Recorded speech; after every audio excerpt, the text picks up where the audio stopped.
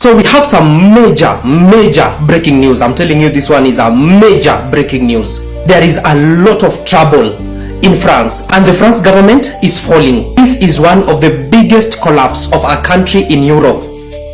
You won't believe that the Prime Minister of France has been voted a vote of no confidence, and Emmanuel Macron is next. The country of France is saying that these leaders are incompetent and the country is collapsing. The country is now wallowing in debt. And you won't believe the cause of this. Since France was chased out of Africa, it is facing one of the biggest financial problems. France did not have an external market apart from Africa. So when the Africans said enough is enough, you are taking a lot of resources from our countries, France is now falling. And this is what Putin said: just give France 5 years without Africa and you will see one of the biggest collapse. France is going to be a third world country, and it is just happening. The people in France are saying that they do not have any faith with their government because of how the situation is. Thanks to the 3 countries in Africa that started this: Ibrahim Traore of Burkina Faso, Abdul Rahmani, and Assimi Goita. Hello my people, we have major breaking news which are coming from Nepal. Just imagine the Gen Zs of Nepal. They have touched down the Nepal parliament. Reason? Because of corruption that is being perpetuated by these people in power in the government. And guess what? The Prime Minister Sharma of Nepal has resigned immediately because of these demonstrations that are going on in Nepal. So we are telling you, Mr. Cherargei, you have been used by your paymaster to pass that bill of extension of the term limits. And my dear, we have realized that this bill, it is on its second stage. So mnatuona kama wajinga, mnapitisha bill hata bila kuambia wananchi. No public participation. Now Kenyans, we are seeing a situation whereby we will go Nepal's way. No retreat, no surrender. Oh yes. So we have some major breaking news, and this is a good news to all the allies of Russia. Russia has announced something that the whole world is shocked. Russia has just announced that they have the cure for cancer. This cure for cancer is in form of a vaccine, and it is ready for use. It has already been tested and it has been proven that it is working and it can also treat cancer.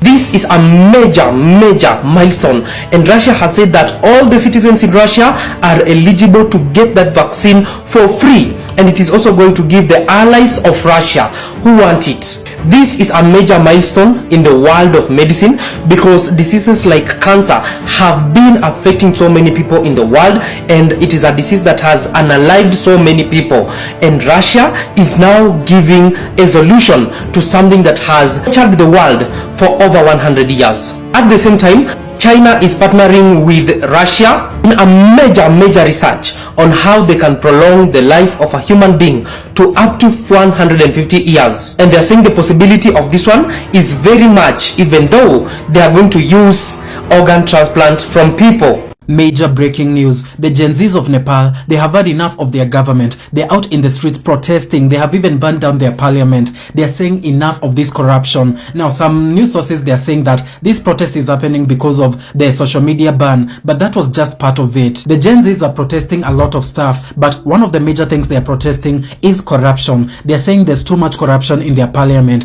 in their government, and now they have burnt down their parliament. Can you believe this? They have burnt it down as a message to those politicians. Another thing the Gen Z are protesting is the Nepo babies. These are the children of these politicians. They are on social media showing off their lifestyle, showing off their expensive cars and clothes, while the people of Nepal, they are hungry, they're sleeping hungry. So they're saying enough of that. You're showing us money you stole from us. We are not going to allow that. For those people who are saying that those protests, they are meaningless and they are not helping with anything, well, get this. Sharma Oli, that is the Prime Minister of Nepal, he has resigned because of this protest. Can you believe this? What I wonder is, with the Prime Minister resigning, will that be enough? Will the young people stop protesting, or will they keep going until more change? Well, I wanted to guess what you're going to talk about in today's video, but don't go outside the Pan-Africanism topic, because of course you're not going to miss anything. You're not going to miss that topic, in short. So anyway, in today's video, we are going to discuss or talk about, or we are going to react actually on the video, the parliament of Nepal being burnt down. I mean, who would have thought that after the Gen Zs of Kenya demonstrating, bringing the country into chaos because they want, accountable leadership, and they were fighting leaders. I mean, they're just fighting against corruption, against high taxes, and yeah, this year and specifically today and September 20, Nepalese Gen Zs, young generations of Nepal, they came out to the streets demonstrating. And you know what? They were actually disciplining most corrupt officials. You could see them in these houses that belonged to these politicians. But before we go to that story and talk about really what really happened, let's first go back to France and Burkina Faso. I want us to discuss about the collapse which is about to happen in France economy. Guys, I can honestly tell you that the economy of France is almost collapsing. And I don't know if you remember some words from Vladimir, from the president of Russia. This guy told us that, you know what, he does not need to start a war with France. What he only needs to do is to actually liberate some of these African countries like Mali, Niger, and Burkina Faso. And that is what he did. Look at France now. Something is happening, a major breaking news that we will be receiving soon. And guys, I can tell you that the words of President of Russia, Putin, is coming to take effect, like just as very recently, because the economy of France is really going down. Remember, they have been depending on Africa like 100%. Guys, honestly, let's just speak the truth, because these developed countries, they term themselves as developed. I don't know how developed, yet they cannot survive without African resources. Honestly, they cannot survive without resources from Africa, and they call themselves developed. By the time you call yourself developed, it means that you are fully depending on your own soil, your own economy, your own resources, and then we can agree on that. But you call yourselves developed nations, and then you majorly depend on African countries. Even the World Bank and the IMF, I believe they do depend on Africa like 90%. It's only that the leadership of those two financial institutions are, people from the developed world. So honestly speaking, we can agree on France not being able to survive on its own unless it depends on African soil. Guys, I was imagining this scenario. Suppose countries like Congo, Sudan, Somalia, suppose they were never involved in, or they were saved from, not being associated to the Western world, because it's believed that it's these developed countries that made Congo, Sudan, Somalia to be how it is at the moment. They introduce war, and then they say that they're going to protect these countries, but at the end of it, they are actually going to steal the resources, not really protecting the nation. And suppose these countries were saved from them, what do you think will be happening at the moment? These countries will be thriving on their own, people will be living peacefully, because if you look at us Africans among ourselves, you don't find us fighting over resources. It's only that this instability is being introduced, and then we end up, not being together. The unity gets to be really poor and not of good quality, because person A will be paid by these developed nations, and then person They, on the other side, they don't get anything, just introducing chaos. Anyway, my good people, Ibrahim Traore, so I saw somewhere someone commenting that Ibrahim Traore will cause a very big problem to us because, he is actually telling us that we should defy what our masters are telling us instead of, Africa as a whole. We should be in a position to respect the masters. We cannot survive without them. And I really got annoyed because, people like Ibrahim Traore, they're actually showing us the way, and they're actually helping us and making us to believe in ourselves and believe that with our own resources we can actually make it, with our own money we can actually make it. And it's a very honestly, it's a huge thing that most of us never thought that we can actually survive on our own. Ibrahim Traore is showing us that if we put up a milk processing plant and then a tomato processing plant and then we actually manufacture our own vehicles, it's something that it's really going to help us as a nation. And again, you see these people that are working everywhere, like all the Burkinabes working across the world. They come, they chip in and support their own country. I mean, an African country can actually develop without loans from outside, because it's loans from outside, especially the IMF, World Bank, that is actually making us to be poorer and poorer instead of making us to be better. They give us with huge interest rates. With by actually, when they give us this loan, they don't want us to be in a position to pay it easily, and we end up, okay, at the end of the day we'll end up becoming their slaves. So, my good people, I can tell you that somebody like President of Russia, Putin, is actually somewhere, sitting down somewhere, smiling over what is happening between Niger, Mali, Burkina Faso, because, his words have come to pass that, he said, and I repeat, I don't want to, be involved or start a war on France. The only thing that I can do is to just liberate these African nations, and in 5 years' time, all these developed nations, they'll crumble, they'll come down.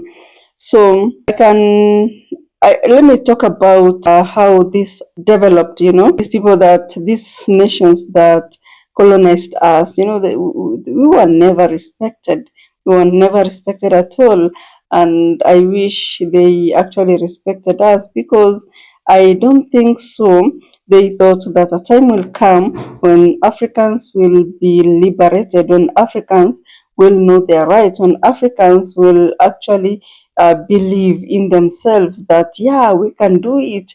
We don't have to depend on they introduced an education system that was really of poor quality, an education system that made us, study to become, their slaves, not to become creative, not to become, our own bosses.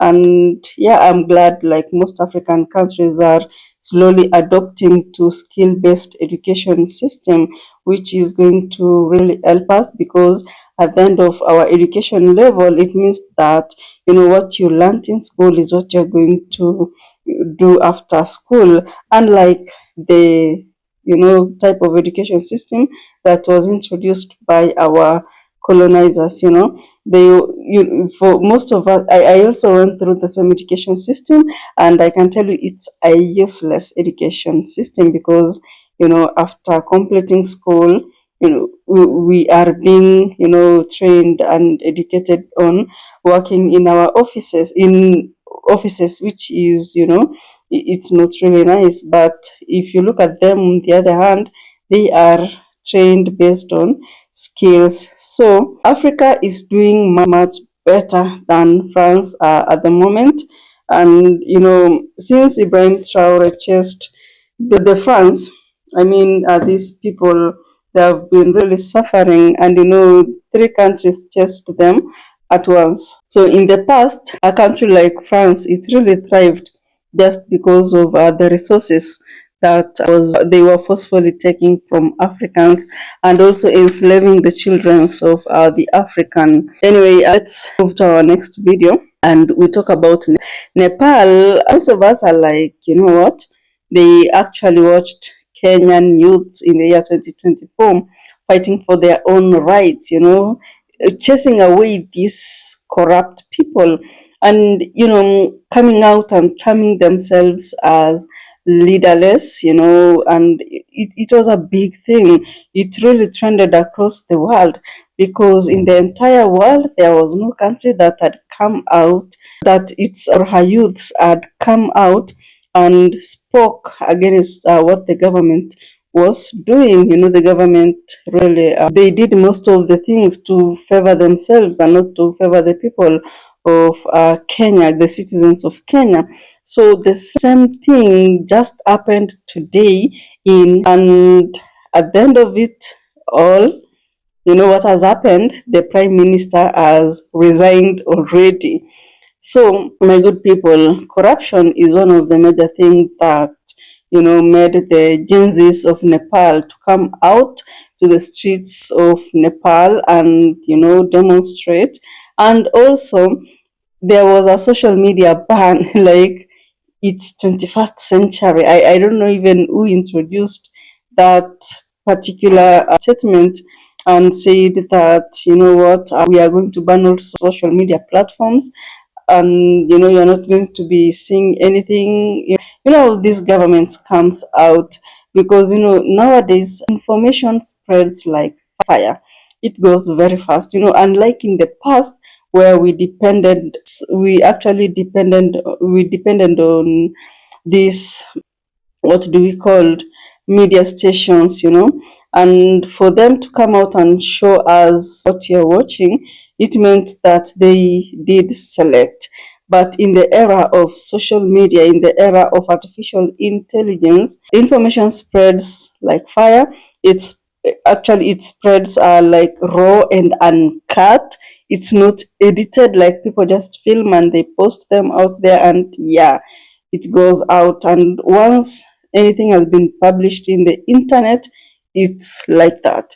And I don't know what the government of Nepal was trying to hide, and they decided to come up with this silly decision to ban social media because it actually erupted a lot and a lot of protests among the Gen Zs. Because if there is something that I've noticed about the Gen Z is that they are fearless. They know their rights, unlike our parents and some of us are the millennials. So these Gen Zs of Nepal also, they demonstrated against the flashy lifestyle shown by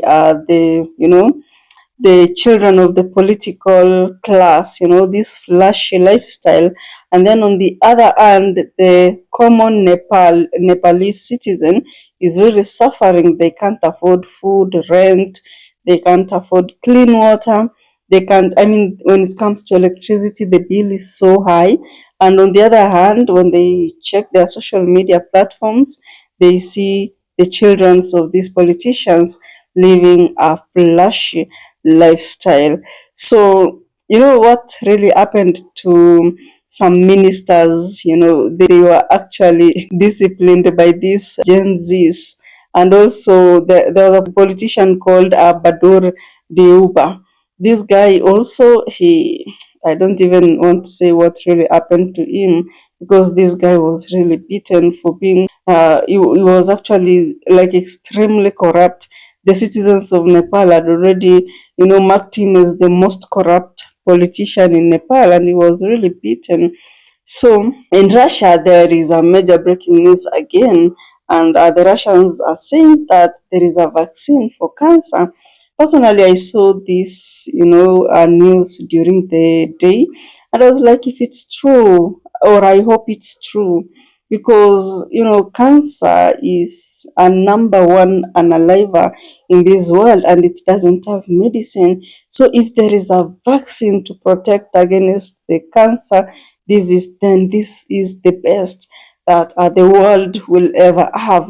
You know, being protected against the number one unalive disease, because I can honestly tell you there is nobody in this world that does not fear cancer.